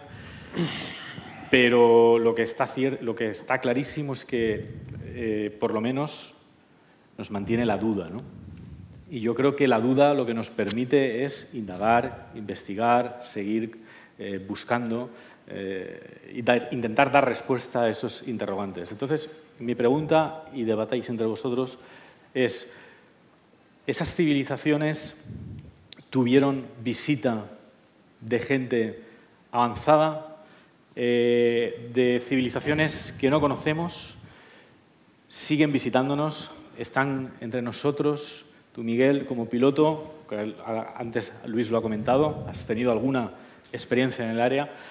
Y nada, me gustaría que entre vosotros nos pudierais contar algo, si habéis vivido algo similar. Mira, yo, bueno, antes de lo del Área 51, que si lo queréis, lo cuento en un segundo, pero yo sí que hay un sitio, por ejemplo, que, pues yo, bueno, el tema de los extraterrestres, pues yo no soy un ignorante, no tengo ni idea, ni creo ni dejo de creer, pero sí que hay un sitio que dije, hombre, no sé lo que nos han querido decir, porque es un sitio muy misterioso, Kandisuku. Yo, si quieren, cojan un momento el móvil y el que quiera, y en Google, que ponga Kandisuku, C-A-N-D-I, y luego S-U-K-U, es un sitio que, al igual que Gunung Padang se ha hecho ahora famoso, ¿no? Pues ahora me gustaría, porque es un sitio muy misterioso en el que, cuando yo entrevisto a Miguel Rivera Dorado, que para mí es el número 1, ahora ya está jubilado, pero es el número 1 de Mundo Maya, yo le hago la jugarreta de enseñarle la foto de Kandisuku para, como yo siempre digo, yo no soy quien para asegurar nada porque no soy historiador, no soy arqueólogo, pero él sí.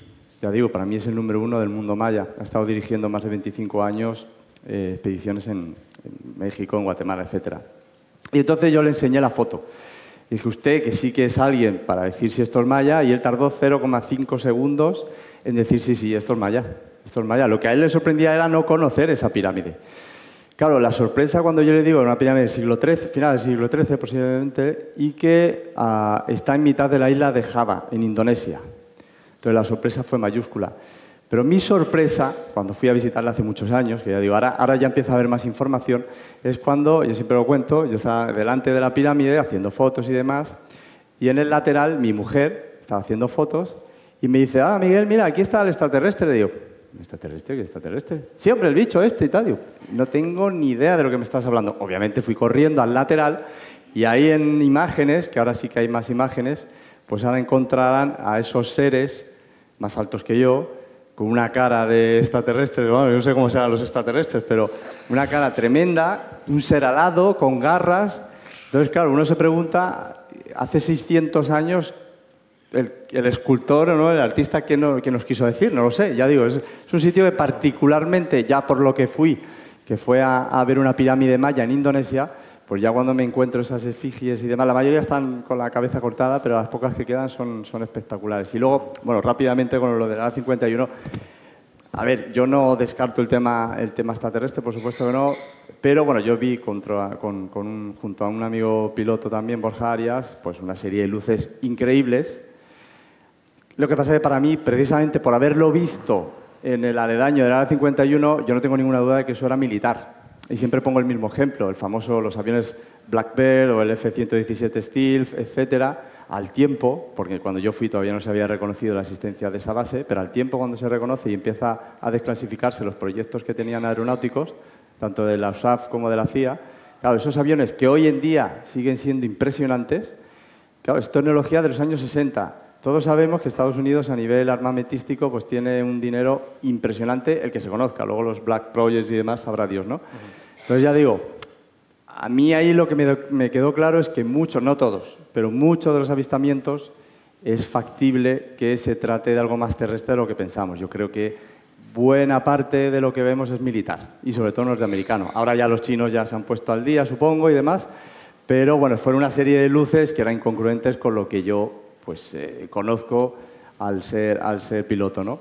Pero bueno, fue algo espectacular, fue una aparición y desaparición y unos movimientos imposibles, que ya digo, yo si eso lo veo en cualquier otro lado del mundo, yo estaría diciendo que yo he visto un ovni, eso lo tengo clarísimo, pero al estar precisamente en los aledaños de una base que luego se ha reconocido, que se probaba lo último del último de Estados Unidos, pues bueno, yo creo que también hay buena parte más terrestre de lo que muchas veces ocurre. A mí me gustaría preguntar a esta parte del grupo, y ahora comentas lo que tenías pendiente, Manuel. Es un debate, yo me voy a poner como abogado del diablo, como buen escéptico sano que soy, ¿no? En relación con la teoría de los antiguos astronautas, ¿cuántas veces se nos ha puesto el ejemplo del Tassili, de los cabezas redondas, el gran marciano, ¿no?, que va con esa escafandra, con guantes, con botas? Nazca, el famoso astronauta de Nazca, con esa escafandra también, con guantes, con botas. Y lo identificamos como un astronauta, porque nosotros sabemos cómo es un astronauta, pero si lo hubiese visto Mozart, no habría visto ningún astronauta. ¿Cómo veis esto de que parece que queremos ver lo que queremos ver porque lo reconocemos, pero a lo mejor dentro de 100 años existe la máquina del tiempo y alguien la encuentra un jeroglífico muy parecido en Egipto y dicen, conocían la máquina del tiempo, y nosotros no lo vemos? Pues mira, para eso tenemos que irnos al arte y las pinturas de hace muchísimos años para ver cómo estas personas interpretaban lo que veían. Y, por ejemplo, podemos irnos a Australia, al collado de Kimberley, donde hay unos grabados absolutamente increíbles de los Wonginas. Estos Wonginas son, a día de hoy, lo que nosotros diríamos extraterrestres grises. Curiosamente, la tradición de Australia te está diciendo que estos seres bajaban de una serpiente irisada, es decir, de una serpiente arcoíris, y que cuando venía esa serpiente el cielo refulgía entre las nubes soltando fuego y humo. Exactamente lo mismo que hemos visto también en lo que acabamos de contar. Aquí lo que nos está diciendo esta tradición es justamente lo que los aborígenes australianos estaban viendo hace millones de años y además los ha representado en este collado de Kimberley. Pero es que en el tiempo de los sueños, que es donde se nutren todos estos mitos en Australia, vamos a ver de boca a oreja que las tradiciones orales Están hablando de esta serpiente irisada en otros lares y con otros protagonistas. Si nos vamos un poco más al sur, a Papúa, a Nueva Guinea, esta serpiente va a bajar y va a devorar a 2 personas. Depende del relato. En algún momento es un niño o una niña, en otros momentos es solamente un niño. Los va a devorar y se los va a llevar consigo al cielo. En el cielo los va a adiestrar en todas las artes y en todas las ciencias, de manera que cuando regresen a la tierra, ese niño y esa niña se dediquen a ser guías de la humanidad. Si nos vamos a las islas vecinas, vamos a ver el mismo mito de esta serpiente que baja, pero ya no coge a los niños, sino que se casa. Esta serpiente se casa con una mujer. De hecho, la mujer le dice, ¿cómo voy a casarme contigo si tú eres una serpiente? Y ella dice, da igual, podemos casarnos y podemos tener hijos. Y de la mezcla de esta serpiente y de esta mujer van a nacer una raza de seres híbridos que van a adiestrar a todos sus vecinos en las artes y en las ciencias. Y eso nos lleva también a Beroso, este sacerdote babilónico, que también tú y yo hemos hablado alguna vez de él, que te está relatando en su crónica babiloníaca cómo este ser mitad anfibio, mitad humano, sale de las aguas y se dedica a darle a la civilización sumeria, en aquel caso, todo lo que necesitan para el buen vivir y la buena vecindad. Es decir, esta criatura, Oannes, está civilizando, según la mitología sumeria, a la población mesopotámica. Así que tenemos en lugares distintos un mito que se está repitiendo de seres que están bajando del cielo, que están adiestrando a la gente y que están, bueno, pues repartiendo su saber. Lo que yo me pregunto, Miguel, en todos esos lugares donde has visto estas piedras, exceptuando la isla de Pascua, ¿se da la casualidad de que también hubiera pirámides? A ver, el problema, yo por ejemplo siempre pongo el ejemplo de las pirámides de China, que si hubiera tenido más tiempo hubiera enseñado vídeos y tal, y de Islas Mauricio, por ejemplo. Y yo estoy convencido de que ha habido muchísimas más, porque en la isla de Mauricio, yo cuando estuve, ya desaparecieron por una autovía que están haciendo 4 o 5. Entonces, en China pasa lo mismo, en Xi'an, a las afueras hay como 65 pirámides y ya la ciudad, como ha crecido tanto, ya se lo está comiendo. Y encima están abandonadas, con lo cual algunos túmulos y demás, ¿no? Pues no llaman pirámides, sino túmulos. Sí que yo creo que al final los van a tener tirando. Entonces, si esto ha pasado, que simplemente yo lo he visto, porque son pirámides que no mucha gente conoce, pues imagínate lo que no ha pasado durante un montón de tiempo. Entonces yo creo que sí que ha habido pirámides que ahora pues no tenemos ni siquiera controladas, ¿no? Y posiblemente algunas grandes, porque en China hay una que tiene de diámetro, por ejemplo, 400 metros, solamente de lado. Entonces, claro, son barbaridades, pero que luego nadie conoce, y que luego ves una falta de cuidado, de respeto que por parte ya del gobierno y demás, que no de ocultación, porque yo pensaba que las querían ocultar. Yo no he visto nada de eso, pero una dejadez absoluta, y al final, como gana el desarrollo, pues yo estoy convencido de que ha habido muchas pirámides que nos hemos perdido precisamente por ese paso del tiempo, ¿no? Las propias pirámides de Giza, pues ya sabemos lo que pasó después de ese gran terremoto, ¿no? Que imagínate, seguro que ha habido gente que, si les hubieran dejado, no tendríamos ya indicios, solo quizá el hueco o la base, ¿no? Entonces estoy convencido de que ha habido muchísimas más pirámides en todo este largo tiempo y repartido por todo el mundo. Pablo, a modo de conclusión, ¿cómo cerrarías esta mesa después de todo lo que hemos visto, después de todo lo que hemos hablado, después de tu experiencia y décadas a bordo de tantas investigaciones? Sin duda, y después también de entrevistar a miles, ya no diría más de 2000 seguro, testigos del fenómeno OVNI, de haber pateado lugares de paleoastronáutica, entre comillas, ¿no? Se puede decir también que me gusta mucho la arqueología. Puedo decir lo siguiente, que no podemos cerrarnos a una sola hipótesis, tesis o teoría, digamos, que sean de otros planetas físicamente. Mira, el mismo Kazantsev estaba muy abierto. Eso me parece muy bonito, que en un sabio que ya tenía 93 o 94 años tuviera la capacidad de cambiar, ¿no? Un poco, no mucho, pero cambió de alguna manera su pensamiento acerca del caso Tunguska. Y cuando él habla de la teoría de las supercuerdas, habla de universos paralelos.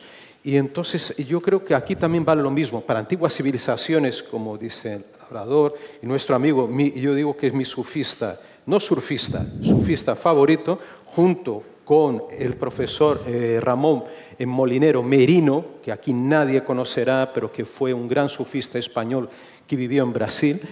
El tema es que tenemos que estar abiertos a varias posibilidades. Yo creo, yo mismo, por ejemplo, me gusta la hipótesis extraterrestre, no la descarto. Yo no soy de aquellos, ya he hablado con varios amigos al respecto, de que tiene que haber solo una teoría para congregar, para reunir todos estos fenómenos extraños, la teoría daimónica o como quieras también. Hay una teoría también del mismo Jesús Callejo, que tiene una teoría de la intrusión, me parece que se llama intrusión, sí, que es interesantísima. Pero yo digo lo siguiente, así como hablaba Miguel Labrador de temas de antiguas civilizaciones, pudo que hubiera una civilización anterior a todas, cuyo rastro desapareció. Es como digo, tiro este reloj de Tintín que tengo ahora mismo por ahí, la Tierra, y yo creo que en 50 años o 100 no quedará ni rastro de ello, ¿no? Entonces, si la tecnología actual nuestra, a lo mejor no quedaría ningún vestigio de las ciudades, nada, el hormigón, el concreto, sería polvo y desaparecerían. Yo soy muy fan de la Atlántida, de las Atlántidas. Yo fui muy amigo del último, yo diría, el último atlantólogo o atlantófilo, que era Gabriel D'Annunzio Baraldi, un ítalo argentino maravilloso, que está en mi canal de YouTube, si podéis verlo. Está la grabación que le hice en el año 89, allí en São Paulo, cuando la entrevista está en español, la entrevista, y este hombre se abría a posibilidades de antiguas civilizaciones, realmente una civilización anterior, que hubiera generado todo esto. Pero yo estoy abierto, como Kazantsev, a otras dimensiones, a este mismo espacio nuestro, a una materialidad también de fenómeno y al mismo tiempo una parte no tan material que la parte paranormal que Aldo Nirares conoce muy bien. Y que yo, además, ayer le comentaba en el tren que yo creo que el fenómeno ovni en el fondo es un fenómeno paranormal y cada vez tengo más convencimiento de esto, pero de que queramos cerrarnos, como dicen o quieren atacarnos los pseudo escépticos, de que todo esto son bobadas, nada de nada. Ya tantos años de experiencia que está acumulada en esta mesa de todos vosotros nos puede decir algo a este respecto. Pues muchas gracias a toda la mesa por este ratito. Sí.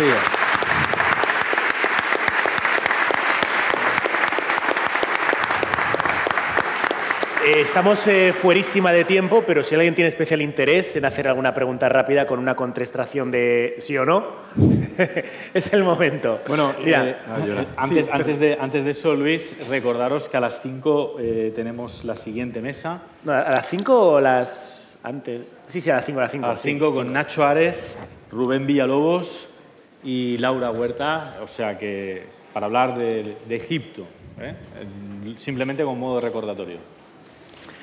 Parece que José Luis está por ahí. ¿Qué quiere preguntar?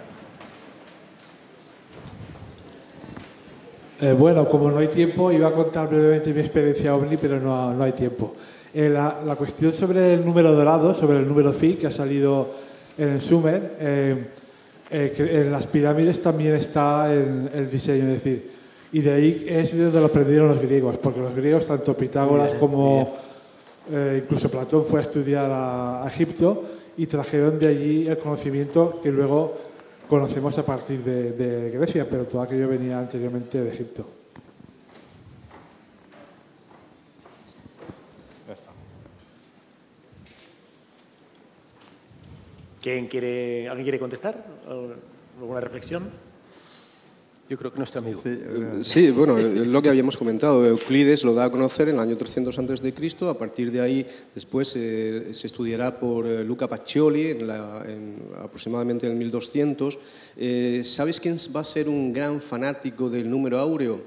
Leonardo da Vinci. En todas sus obras lo vamos a ver, es decir, que todos los grandes, incluso actualmente nuestras tarjetas de crédito, nuestro DNI tienen el número áureo, es decir, que aunque no sabemos de dónde viene, porque tenemos las pruebas, ahí a la vista está, de que la tablilla sumeria del año 800 a.C. ya lo estaba usando, será Euclides quien después lo ponga en boga, y después serán los griegos, y como bien decías también, en las pirámides 2500 a.C.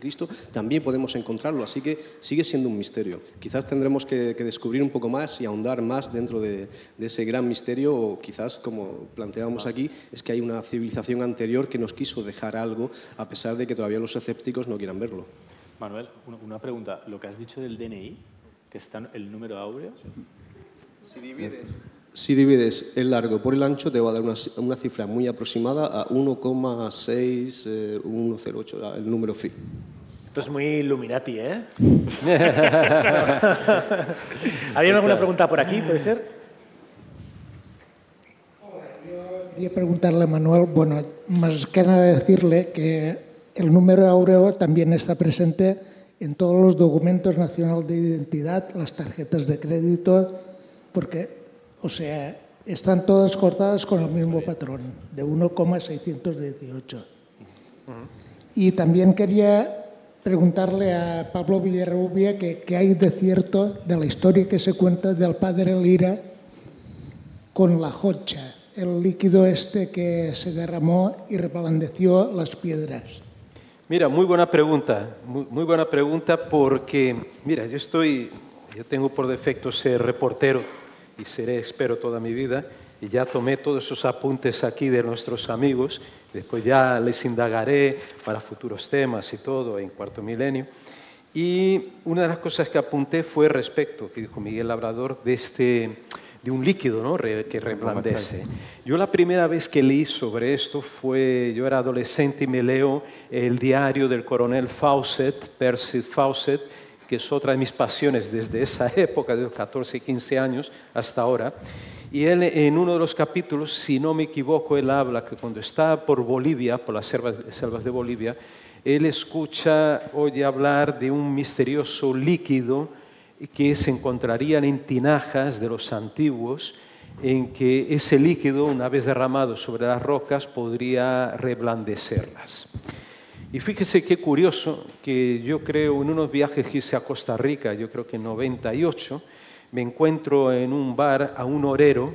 Oreros son como los garimpeiros en Brasil, los buscadores de oro. Un señor, yo diría semianalfabeto. Yo lo veo, es que además lo vi por la calle, no fue en el bar, después yo lo invité a tomar una cerveza. Lo veo por la calle con un collar lleno de pepitas. O sea, muy macarra, el tipo muy macarra realmente, ahí con una camisa abierta, así. Un señor, ya de 70 años, ¿no? Y todas las pepitas. Y yo me llama la atención y digo, maestro, ¿y esas pepitas todas? ¿Usted no tiene miedo por la calle andar? No, yo soy muy valiente, no sé qué. Mira, le invito a tomar aquí una cerveza y me cuente su historia, ¿no? Y una de las cosas que me cuenta, tantas historias maravillosas que tenía, era que él era huaquero y se dedicaba a eso, a saquear, ¿no?, yacimientos arqueológicos en busca de tinajas. Iba a decir la palabra botija, portugués, que es equivalente a tinajas. Y este hombre me dice, mira, un día yo rompo una accidentalmente, estoy con una pala y tal, porque claro, quiero tenerla intacta, pero la rompí. Entonces la saco de la tierra y había otras rocas ahí al lado y veo que hay un líquido dentro. Entonces ese líquido se derrama sobre la piedra y noto que empieza a esfebrecer en la piedra y veo que deja huecos en esa piedra. Entonces yo, asustado, pensando que ello sería un ácido que me puede hacer daño, yo la abandono allí. Entonces tuve por primera vez, si es cierto, debe ser cierto lo que me contara ese hombre, que sí existió ese misterioso líquido de los dioses, que en Perú este padre, ¿no?, lo encuentra también. Habla incluso de pajaritos, me parece que mojaban, ¿no?, unas ramitas en ese líquido, de esas tinajas, volaban con ello y hacía agujeritos en las rocas, ¿no?, de ese tipo. Entonces pudo haber ese líquido. Aparentemente sí. ¿Qué demonios era eso? Pero eso me explicaría también cómo, bueno, a lo mejor moldear a las rocas para obtener esas formas tan extraordinarias que nos enseñó aquí Miguel, ¿no? Entonces eso me fascina. Y otra cosa, quería hacer una observación, y a lo mejor nuestro ahora amigo Luis Muñoz, también Luis Antonio Muñoz, podría darnos una explicación, y que lo cuenta. A mí me encantó lo de la tablilla de Samás que Manuel Fernández está investigando. Es este código simático que aparece, que tiene una clave en sonido de 3.835 hercios. Si a lo mejor no podría reproducir el sonido, o no ahora, pero ¿lo tienes? ¿Lo tienes aquí? Fantástico esto. Bueno. Para ver, vamos a ver. Esto no estaba preparado, Esto no estaba en el guión, ¿eh? Mira, tengo tu guión aquí. Mientras Manuel lo va preparando, creo que había una ultimísima pregunta. Vamos a ir haciéndola. Sí, bueno, yo quería preguntarle precisamente a Manuel un poco si las observaciones, bueno, él como tenía la oportunidad de vivir la presencia ovni, si de alguna manera podría haber alguna conexión tanto en la observación de los ovnis como en las observaciones o los milagros marianos, digamos, como apuntaba antes Aldo, que fuera más bien un producto de nuestra propia mente, o como apuntaba antes Aldo, una percepción aumentada de la realidad, más que algo físico, por un lado. Y luego también preguntarle a Pablo Villarrubia, pero ha respondido un poco Pablo, que si realmente lo de las piedras, lo que salen en las piedrecitas, digamos, ahí no me sale la palabra, los apéndices que le salían de estas piedras, si podían ser un poco como cuando se derrite o se hace un molde de la cera perdida, como los restos de esa fundición de piedra, y que fueran realmente moldes y que se hicieran de una manera mucho más rápida, precisamente por lo que decías de que no se han movido piedras, sino que se han fabricado allí. Tampoco veo muy lógico que fuera un ácido, porque eso sí que altera la propia materia, ¿no? Un ácido sí que convierte la piedra o la disuelve y hay una alteración, pero en este caso la piedra está reconocible como tal y seguramente pues es un granito, como el caso de las egipcias, y no se altera ese punto. Y posiblemente la fusión también se notaría por la térmica alguna diferencia también química. Si me permite, podemos pasar a la pregunta, última pregunta, Miguel Labrador, mientras nuestro amigo busca el sonido. Ya lo tengo aquí, ¿no? Y quiero apuntar quiero apuntar una cosita. Vamos a escucharlo, porque la pregunta, la verdad es que es fantástica y nos va a llevar un poquito más de tiempo. Entonces, vamos a cerrar, si queréis, con esto. Lo que vamos a escuchar ahora mismo, muchas personas lo escuchan desde hace muchísimo tiempo, en sus oídos, en el oído interno. No sabemos por qué. Hay gente que lo escucha, hay gente que no, pero de nacimiento o incluso que se le ha desarrollado en algún momento de su adolescencia o madurez. Es absolutamente increíble. Puede ser que os moleste, puede ser que os resuene, puede ser que se abra algo en vosotros, quién sabe.